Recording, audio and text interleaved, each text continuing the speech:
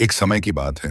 एक छोटे से गांव में रामू नाम का एक किसान रहता था। रामू मेहनती था, लेकिन उसकी सबसे बड़ी कमजोरी थी लालच। उसे हमेशा लगता था कि जितना है उससे ज्यादा होना चाहिए।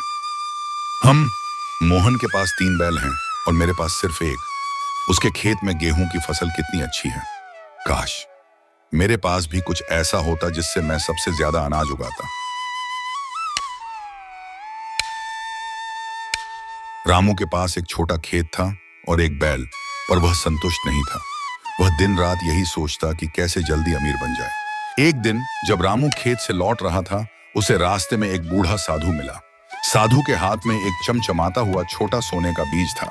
बेटा, यह बीज बहुत खास है। अगर तुम इसे अपने खेत में बो दोगे और ईमानदारी से सींचोगे, तो यह तुम्हें इतना अनाज देगा कि तुम्हारी कई पीढ़ियां खाएंगी। सच में बाबा, मुझे दे दो ये बीज।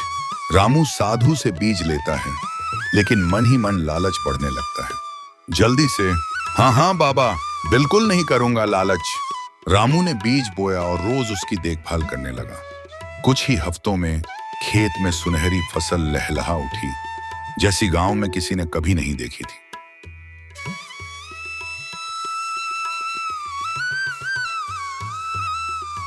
वाह रामू, तेरे खेत की फसल तो कमाल की है।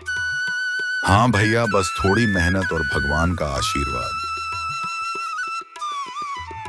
फसल कटाई, अनाज भरे गोदाम। रामू खुशी से गिनता हुआ, लेकिन रामू का मन नहीं भरा। उसने सोचा, अगर एक बीज से इतना अनाज मिला, तो अगर मैं बीज को बार बार बोऊं, तो मैं गांव का सबसे अमीर आदमी बन जाऊंगा। रामू खेत का हर कोना बीज से भर देता है। साधु ने कहा था लालच मत करना, लेकिन थोड़ा और लेने में क्या बुराई है। रामू ने जितनी जमीन थी, सब में वो बीज बो दिया। शुरुआत में फसल पहले जैसी बढ़ी, लेकिन जल्द ही खेत में अजीब गंध फैलने लगी और पौधे सूखने लगे। अरे ये क्या हो रहा है? मेरी फसल तो बर्बाद हो रही है।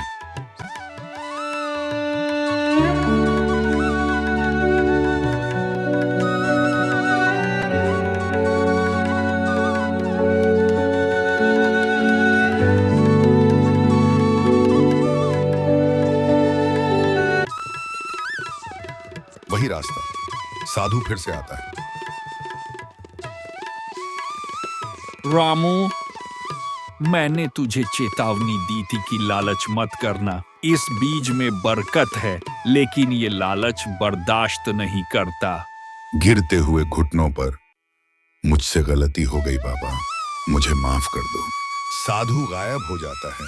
खेत में धीरे धीरे साधारण फसल उगने लगती है। रामू ने उस दिन एक बड़ा सबक सीखा। अब वह मेहनत करता, पर लालच नहीं करता। गांव के लोग भी उसे सम्मान देने लगे। अब मुझे समझ आ गया, मेहनत और संतोष ही असली दौलत है। दोस्तों, इस कहानी से हमें ये सीख मिलती है कि लालच करने से नुकसान ही होता है और सच्चा सुख मेहनत और संतोष में है।